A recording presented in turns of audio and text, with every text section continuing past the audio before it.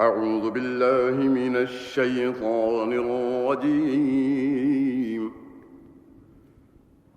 بسم الله الرحمن الرحيم.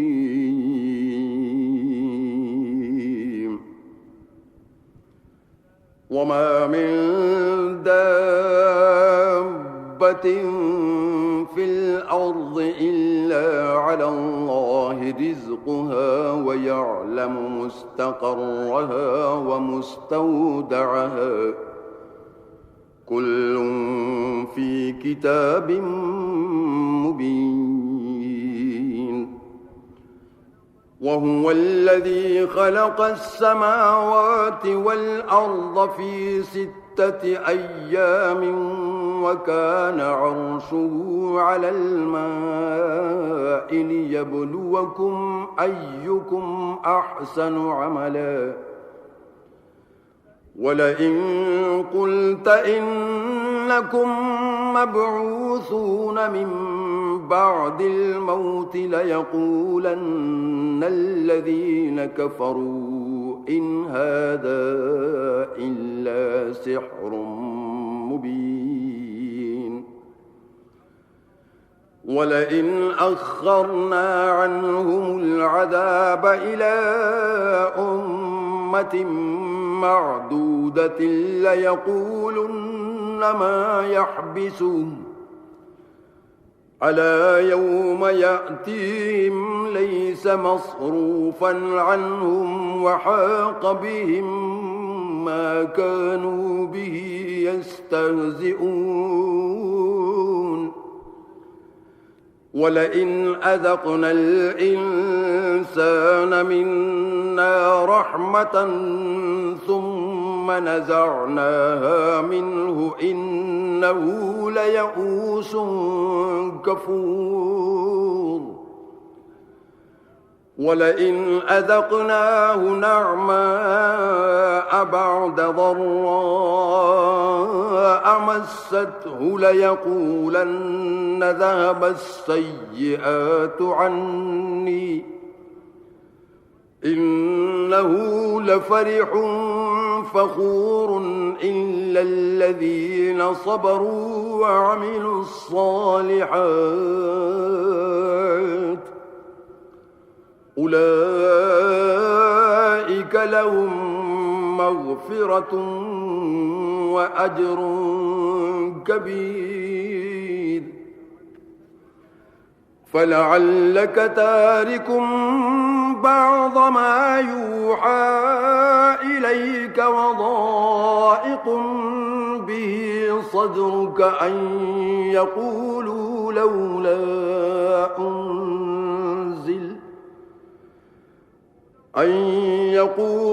لولا أنزل عليه كنز أو جاء معه ملك إنما أنت نذير والله على كل شيء وكيل. أم يقولون افتراه قل فأتوا ب10 سور مثله مفتريات وادعوا من استطعتم من دون الله إن كنتم صادقين. فإن لم يستجيبوا لكم فاعلموا أنما أنزل بعلم الله وأن لا إله إلا هو فهل أنتم مسلمون. من كان يريد الحياة الدنيا وزينتها نوف إليهم أعمالهم فيها وهم فيها لا يبخسون. أولئك الذين ليس لهم في الآخرة إلا النار وحبط ما صنعوا فيها وباطل ما كانوا يعملون أفمن كان على بينة من ربه ويتلوه شاهد منه ومن قبله كتاب موسى إماما ورحمة أولئك يؤمنون به ومن يكفر به من الأحزاب فالنار موعده فلا تك في مرية منه إنه الحق من ربك ولكن أكثر الناس لا يؤمنون ومن أظلم ممن افترى على الله كذبا أولئك يعرضون على ربهم ويقول الأشهاد هؤلاء الذين كذبوا على ربهم ألا لعنة الله على الظالمين الذين يصدون عن سبيل الله ويبغونها عوجا وهم بالآخرة هم كافرون أولئك لم يكونوا معجزين في الأرض وما كان لهم من دون الله من أولياء يضاعف لهم العذاب ما كانوا يستطيعون السمع وما كانوا يبصرون أولئك الذين خسروا أنفسهم وضل عنهم ما كانوا يفترون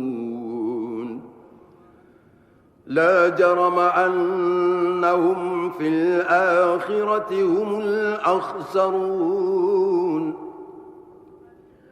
إن الذين آمنوا وعملوا الصالحات وأخبتوا إلى ربهم أولئك أصحاب الجنة هم فيها خالدون مثل الفريقين كالأعمى والأصم والبصير والسميع هل يستويان مثلا أفلا تذكرون ولقد أرسلنا نوحا إلى قومه إني لكم نذير مبين ألا تعبدوا إلا الله إني أخاف عليكم عذاب يوم أليم فقال الملأ الذين كفروا من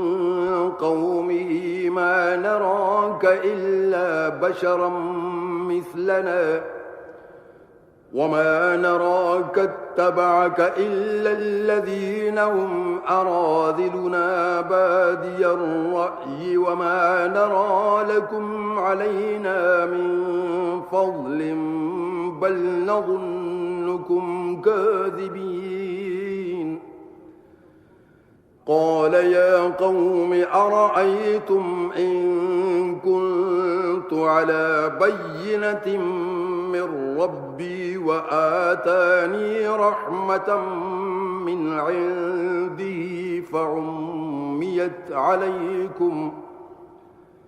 أنلزمكموها وأنتم لها كارهون ويا قوم لا أسألكم عليه مالا إن أجري إلا على الله وما أنا بطارد الذين آمنوا إنهم ملاقو ربهم ولكني أراكم قوما تجهلون ويا قوم من ينصرني من الله إن طردتهم أفلا تذكرون ولا أقول لكم عندي خزائن الله ولا أعلم الغيب ولا أقول إني ملك ولا أقول للذين تزدري أعينكم لن يؤتيهم الله خيرا الله أعلم بما في أنفسهم إني إذا لمن الظالمين قالوا يا نوح قد جادلتنا فأكثرت جدالنا فأتنا بما تعدنا إن كنت من الصادقين قال إنما يأتيكم به الله إن شاء وما أنتم بمعجزين ولا ينفعكم نصحي إن أردت أن أنصح لكم إن كان الله يريد أن يغويكم هو ربكم وإليه ترجعون أم يقولون افتراه قل إن افتريته فعلي إجرامي وأنا بريء مما تجرمون وأوحي إلى نوح أنه لن يؤمن من قومك إلا من قد آمن فلا تبتئس بما كانوا يفعلون واصنع الفلك بأعيننا ووحينا ولا تخاطبني في الذين ظلموا إنهم مغرقون ويصنع الفلك وكلما مر عليه ملأ من قومه سخروا منه قال إن تسخروا منا فإنا نسخر منكم كما تسخرون فسوف تعلمون من يأتيه عذاب يخزيه ويحل عليه عذاب مقيم حتى إذا جاء أمرنا وفارت النور قل نحمل فيها من كل زوجين اثنين وأهلك إلا من سبق عليه القول وما آمن معه إلا قليل وقال اركبوا فيها بسم الله مجريها ومرساها إن ربي لغفور رحيم وهي تجري بهم في موج كالجبال ونادى نوح ابنه وكان في معزل يا بني اركب معنا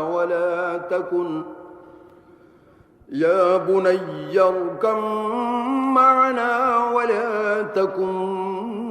مع الكافرين قال سآوي إلى جبل يعصمني من الماء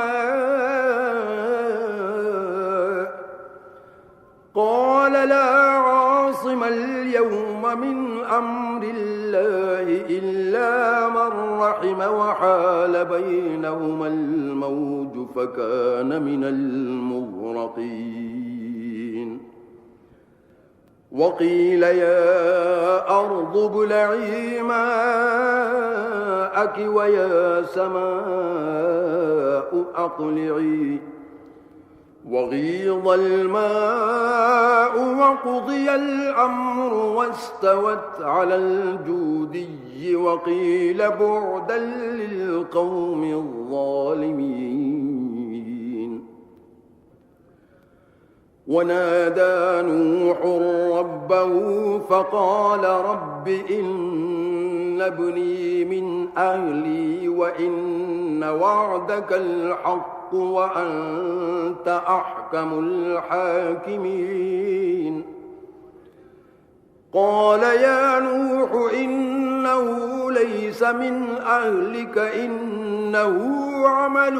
غير صالح فلا تسأل لما ليس لك به علم إني أعظك أن تكون من الجاهلين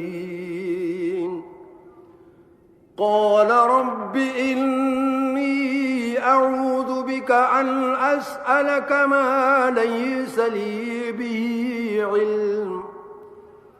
وإلا تغفر لي وترحمني أكن من الخاسرين قيل يا نوح اهبط بسلام منا وبركات عليك وعلى ممن معك وأمم سنمتعهم ثم يمسهم منا عذاب أليم تلك من أنباء الغيب نوحيها إليك ما كنت تعلمها أنت ولا قومك من قبل هذا فاصبر إن العاقبة للمتقين وإلى عاد أخاهم هودا قال يا قوم اعبدوا الله ما لكم من إله غيره إن أنتم إلا مفترون يا قوم لا أسألكم عليه أجرا إن أجري إلا على الذي فطرني أفلا تعقلون ويا قوم استغفروا ربكم ثم توبوا إليه يرسل السماء عليكم مدرارا ويزدكم قوة إلى قوتكم ولا تتولوا مجرمين قالوا يا هود ما جئتنا ببينة وما نحن بتاركي آلهتنا عن قولك وما نحن لك بمؤمنين إن نقول إلا اعتراك بعض آلهتنا بسوء قال إني أشهدوا الله واشهدوا أني بريء مما تشركون من دونه فكيدوني جميعا ثم لا تنظرون إني توكلت على الله ربي وربكم ما من دابة إلا هو آخذ بناصيتها إن ربي على صراط مستقيم فإن تولوا فقد أبلغتكم ما أرسلت به إليكم ويستخلف ربي قوما غيركم ولا تضرونه شيئا إن ربي على كل شيء حفيظ ولما جاء أمرنا نجينا هودا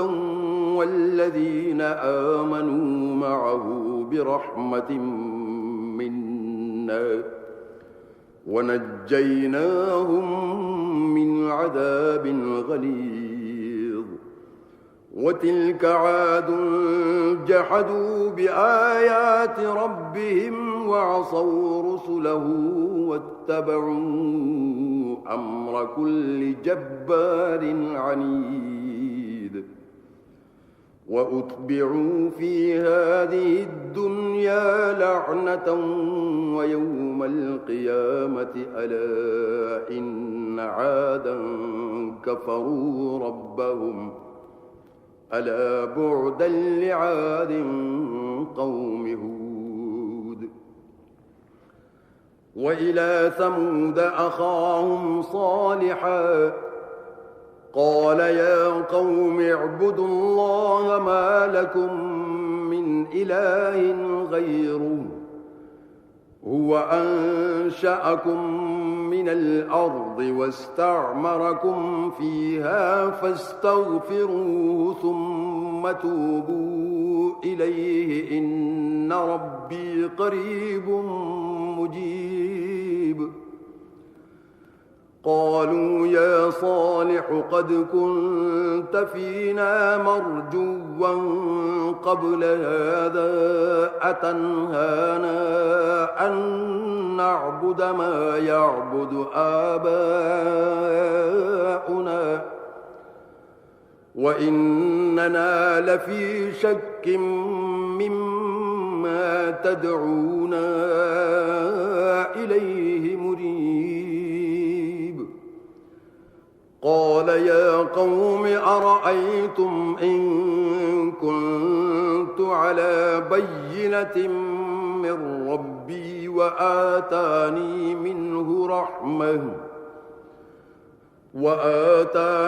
منه رحمة فمن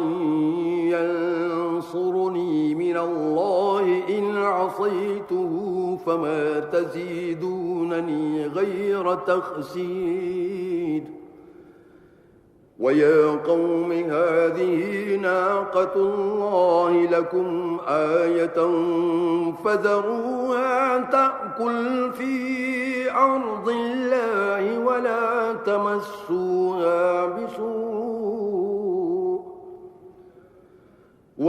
تمسوها بسوء فيأخذكم عذاب قريب فعقروها فقال تمتعوا في داركم 3 أيام ذلك وعد غير مكذوب فلما جاء أمرنا نجينا صالحا والذين آمنوا معه برحمة منا ومن خزي يومئذ إن ربك هو القوي العزيز وأخذ الذين ظلموا الصيحة فأصبحوا في ديارهم جاثمين كأن لم يغنوا فيها ألا إن ثمود كفروا ربهم ألا بعدا لثمود ولقد جاءت رسلنا إبراهيم بالبشرى قالوا سلاما قال سلام فما لبث أن جاء بعجل حنيذ فلما رأى أيديهم لا تصل إليه نكرهم وأوجس منهم خيفة قالوا لا تخف إنا أرسلنا إلى قوم لوط وامرأته قائمة فضحكت فبشرناها بإسحاق ومن وراء إسحاق يعقوب قالت يا ويلتى أألد وأنا عجوز وهذا بعلي شيخا إن هذا لشيء عجيب قالوا أتعجبين من أمر الله رحمة الله وبركاته عليكم أهل البيت إنه حميد مجيد فلما ذهب عن إبراهيم الروع وجاءته البشرى يجادلنا في قوم لوط إن إبراهيم لحليم أواه منيب يا إبراهيم أعرض عن هذا إنه قد جاء أمر ربك وإنهم آتيهم عذاب غير مردود ولما جاءت رسلنا لوطا سيء بهم وضاق بهم ذرعا وقال هذا يوم عصيب وجاءه قومه يهرعون إليه ومن قبل كانوا يعملون السيئات قال يا قوم هؤلاء بناتي هن أطهر لكم فاتقوا الله ولا تخزون في ضيفي أليس منكم رجل رشيد قالوا لقد علمت ما لنا في بناتك من حق وإنك لتعلم ما نريد قال لو أن لي بكم قوة أو آوي إلى ركن شديد قالوا يا لوط إنا رسل ربك لن يصلوا إليك فأسر بأهلك بقطع من الليل ولا يلتفت منكم أحد إلا امرأتك إنه مصيبها ما أصابهم إن موعدهم الصبح أليس الصبح بقريب فلما جاء أمرنا جعلنا عاليها سافلها وأمطرنا عليها حجارة من سجيل منضود مسومة عند ربك وما هي من الظالمين ببعيد وإلى مدين أخاهم شعيبا قال يا قوم اعبدوا الله ما لكم من إله غيره ولا تنقصوا المكيال والميزان إني أراكم بخير وإني أخاف عليكم عذاب يوم محيط ويا قوم أوفوا المكيال والميزان بالقسط ولا تبخسوا الناس أشياءهم ولا تعثوا في الأرض مفسدين بقية الله خير لكم إن كنتم مؤمنين وما أنا عليكم بحفيظ قالوا يا شعيب أصلاتك تأمرك أن نترك ما يعبد آباؤنا أو أن نفعل في أموالنا ما نشاء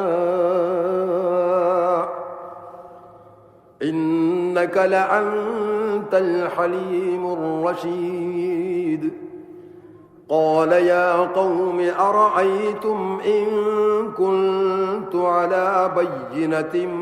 من ربي ورزقني منه رزقا حسنا وما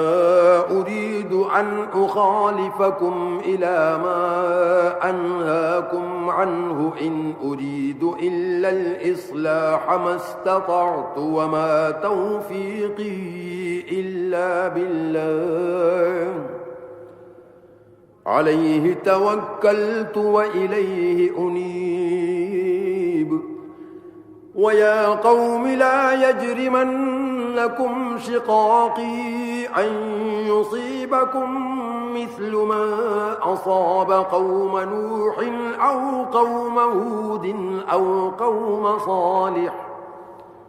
وما قوم لوط منكم ببعيد واستغفروا ربكم ثم توبوا إليه إن ربي رحيم ودود قالوا يا شعيب ما نفقه كثيرا مما تقول وإنا لنراك فينا ضعيفا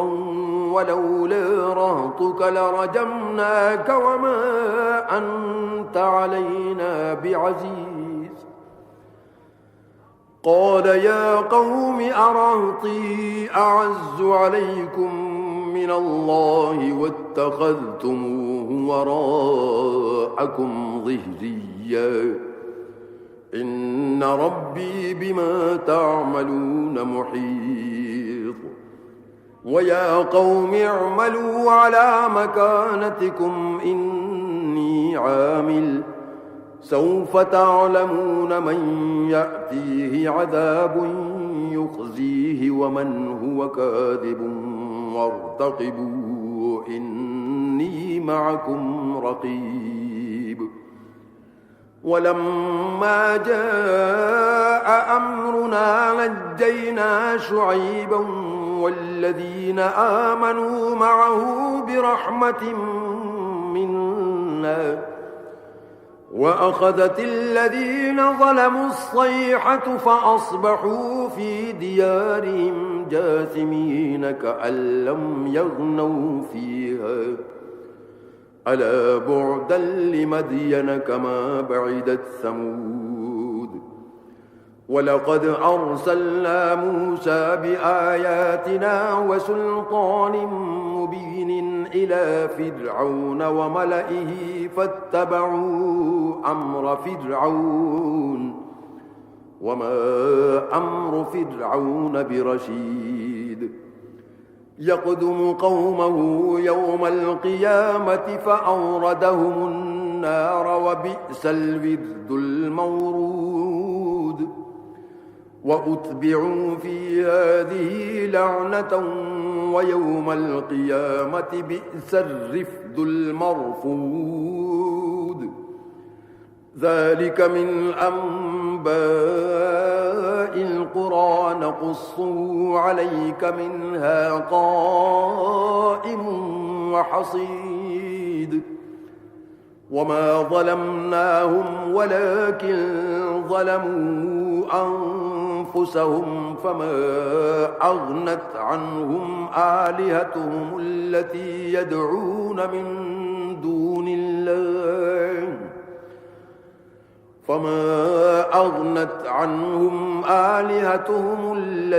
يدعون من دون الله من شيء لما جاء أمر ربك وما زادوهم غير تتبيب وكذلك أخذ ربك إذا أخذ القرى وهي ظالمة إن أخذه أليم شديد إن في ذلك لآية لمن خاف عذاب الآخرة ذلك يوم مجموع له الناس وذلك يوم مشهود وما نؤخره إلا لأجل معدود يوم يأتي لا تكلم نفس إلا بإذنه فمنهم شقي وسعيد فأما الذين شقوا ففي النار لهم فيها زفير وشيق خالدين فيها ما دامت السماوات والأرض إلا ما شاء ربك إن ربك فعال لما يريد وأما الذين سعدوا ففي الجنة خالدين فيها ما دامت السماوات والأرض إلا ما شاء ربك عطاء غير مجذوذ فلا تك في مرية مما يعبد هؤلاء ما يعبدون إلا كما يعبد آباؤهم من قبل وإنا لموفوهم نصيبهم غير منقوص ولقد آتينا موسى الكتاب فاختلف فيه ولولا كلمة سبقت من ربك لقضي بينهم وإنهم لفي شك منه مريب وإن كلا لما ليوفينهم ربك أعمالهم إنه بما يعملون خبير فاستقم كما أمرت ومن تاب معك ولا تطغوا إنه بما تعملون بصير ولا تركنوا إلى الذين ظلموا فتمسكم النار وما لكم من دون الله من أولياء ثم لا تنصرون وأقم الصلاة طرفي النهار وزلفا من الليل إن الحسنات يذهبن السيئات ذلك ذكرى للذاكرين واصبر فإن الله لا يضيع أجر المحسنين فلولا كان من القرون من قبلكم أولو بقية ينهون عن الفساد في الأرض إلا قليلا من أنجينا منهم واتبع الذين ظلموا ما أترفوا فيه وكانوا مجرمين وما كان ربك ليهلك القرى بظلم وأهلها مصلحون ولو شاء ربك لجعل الناس أمة واحدة ولا يزالون مختلفين إلا من رحم ربك ولذلك خلقهم وتمت كلمة ربك لأملأن جهنم من الجنة والناس أجمعين وكلا نقص عليك من أنباء الرسل ما نثبت به فؤادك وجاءك في هذه الحق وموعظة وذكرى للمؤمنين وقل للذين لا يؤمنون اعملوا على مكانتكم إنا عاملون وانتظروا إنا منتظرون ولله غيب السماوات والأرض وإليه يرجع الأمر كله فاعبده وتوكل عليه وما ربك بغافل عما تعملون بسم الله الرحمن الرحيم ألف لام را تلك آيات الكتاب المبين إنا أنزلناه قرآنا عربيا لعلكم تعقلون نحن نقص عليك أحسن القصص بما أوحينا إليك هذا القرآن وإن كنت من قبله لمن الغافلين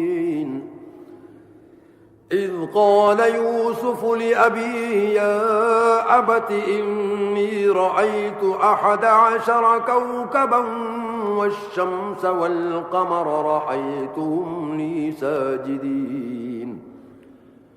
قال يا بني لا تقصص رؤياك على إخوتك فيكيدوا لك كيدا إن الشيطان للإنسان عدو مبين وكذلك يجتبيك ربك ويعلمك من تأويل الأحاديث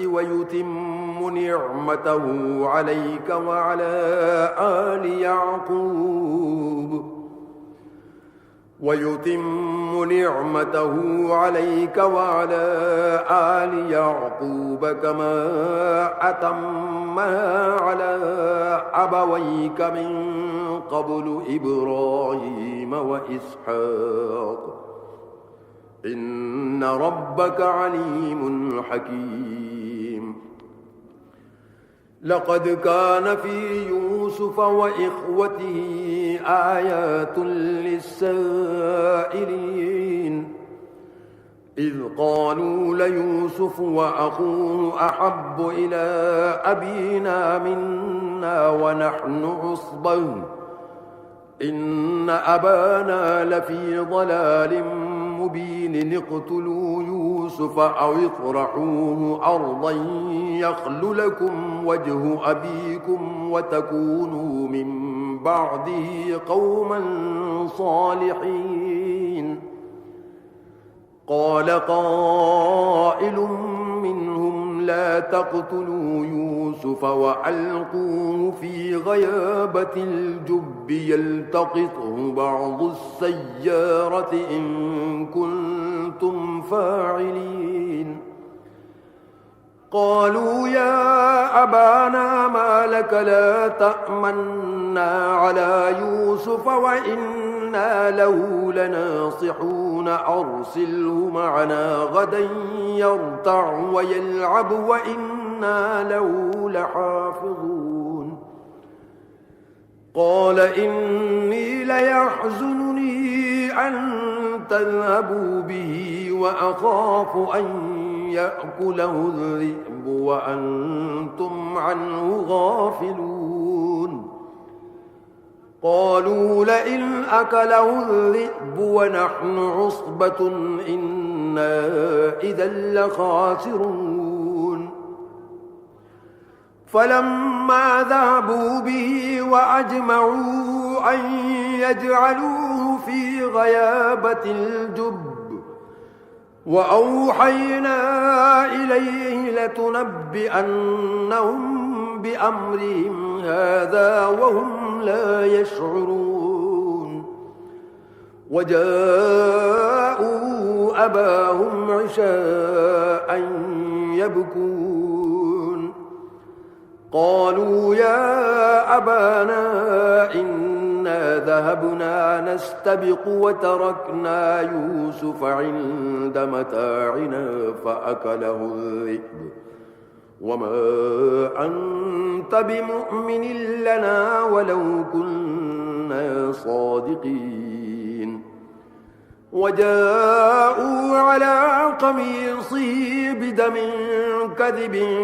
قال بل سولت لكم أنفسكم أمرا فصبر جميل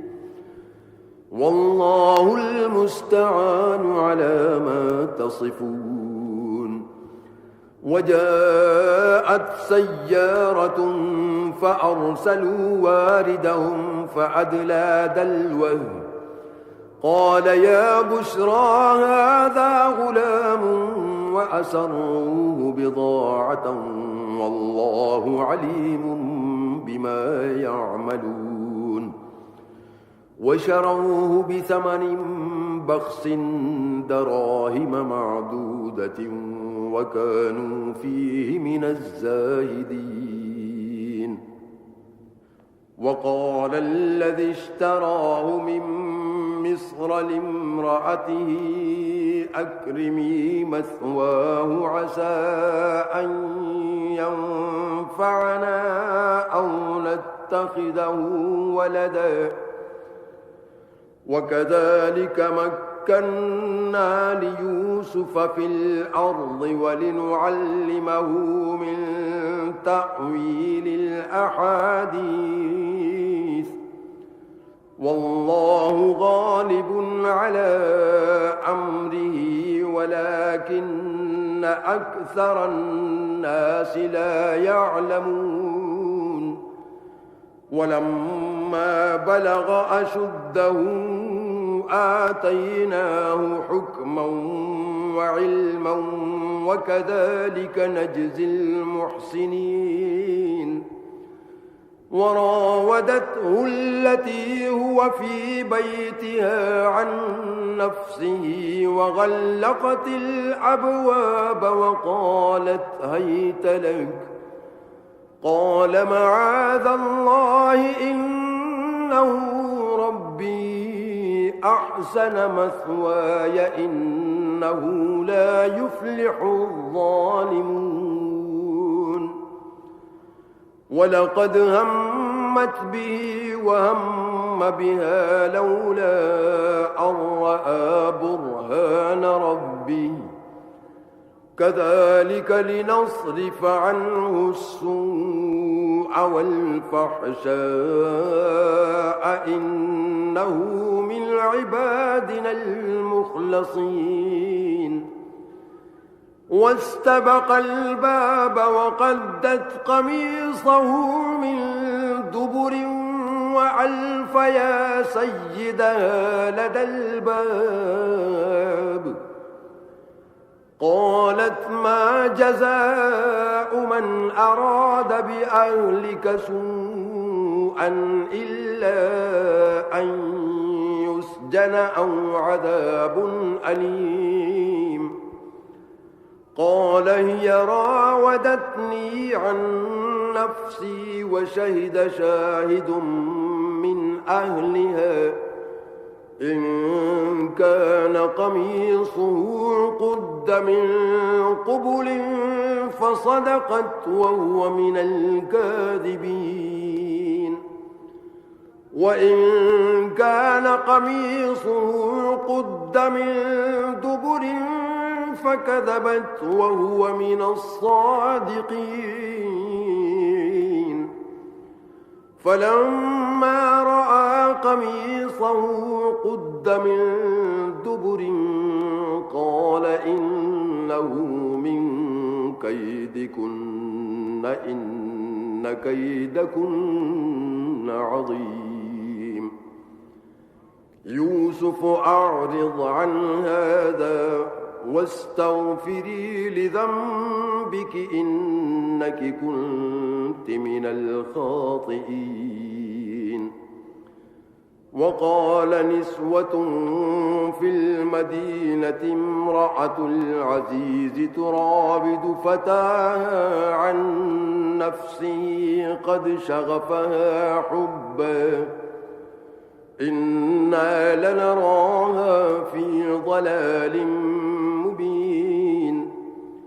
فلما سمعت بمكرهن أرسلت إليهن وأعتدت لهن متكأ وآتت كل واحدة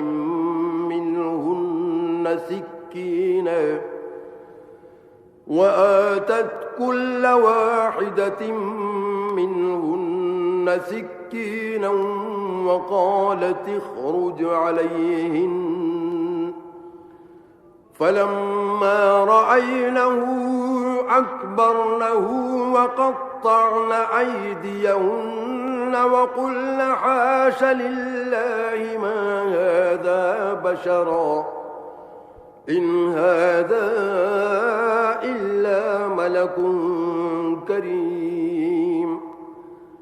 قالت فذلكن الذي لمتنني فيه ولقد راودته عن نفسه فاستعصم ولئن لم يفعل ما آمره ليسجنن وليكون من الصاغرين قال رب السجن أحب إلي مما يدعونني إليه وإلا تصرف عني كيدهن أصب إليهن وأكن من الجاهلين فاستجاب له ربه فصرف عنه كيدهن إنه هو السميع العليم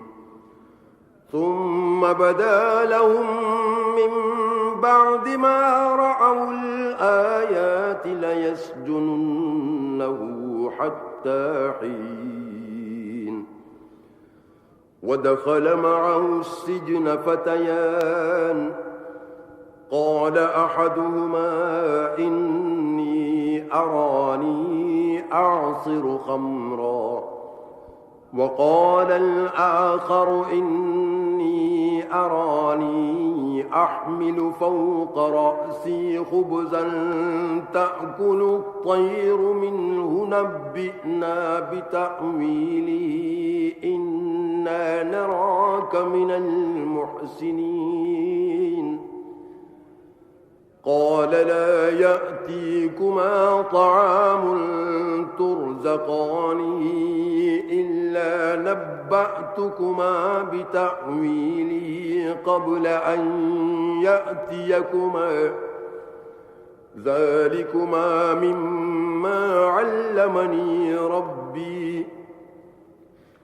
إني تركت ملة قوم لا يؤمنون بالله وهم بالآخرة هم كافرون واتبعت ملة آبائي إبراهيم وإسحاق ويعقوب ما كان لنا أن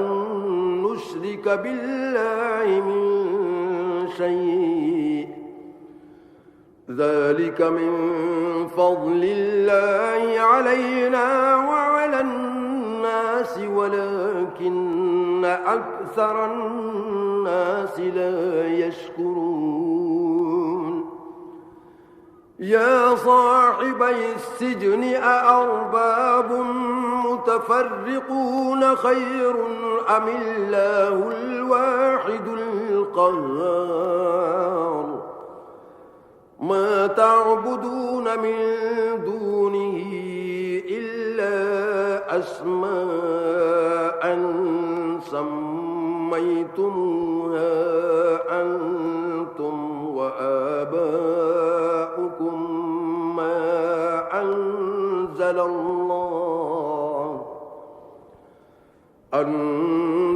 وآباؤكم ما أنزل الله بها من سلطان إن الحكم إلا لله أمر ألا تعبدوا إلا إياه ذلك الدين القيم ولكن أكثر الناس لا يعلمون يا صاحبي السجن أما أحدكما فيسقي ربه خمرا وأما الآخر فيصلب فتأكل الطير من رأسه قضي الأمر الذي فيه تستفتيان وقال للذي ظن أنه ناج منهما اذكرني عند ربك فأنساه الشيطان ذكر ربه فلبث في السجن بضع سنين وقال الملك إني أرى 7 بقرات سمان يأكلهن 7 عجاف و7 سنبلات خضر وأخر يابسات يا أيها الملأ أفتوني في رؤياي إن كنتم للرؤيا تعبرون قالوا أضغاث أحلام وما نحن بتأويل الأحلام بعالمين وقال الذي نجا منهما وادكر بعد أمة أنا أنبئكم بتأويله فأرسلون يوسف أيها الصديق أفتنا في 7 بقرات سمان يأكلهن 7 عجاف و7 سنبلات خضر وأخر يابسات لعلي أرجع إلى الناس لعلهم يعلمون قال تزرعون 7 سنين دأبا فما حصدتم فذروه في سنبله إلا قليلا مما تأكلون ثم يأتي من بعد ذلك 7 شداد يأكلن ما قدمتم لهن إلا قليلا مما تحصنون ثم يأتي من بعد ذلك عام فيه يغاث الناس الناس وفيه يعصرون وقال الملك ائتوني به فلما جاءه الرسول قال ارجع إلى ربك فاسأله ما بال النسوة اللاتي قطعن أيديهن إن ربي بكيدهن عليم قال ما خطبكن إذ راوتن يوسف عن نفسه قل حاش لله ما علمنا عليه من سوء قالت امرأة العزيز الآن حصل الحق أنا راودته عن نفسه وإنه لمن الصادقين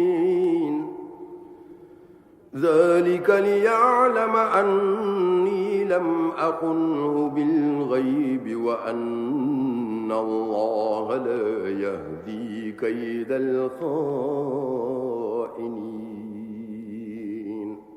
أعوذ بالله من الشيطان الرجيم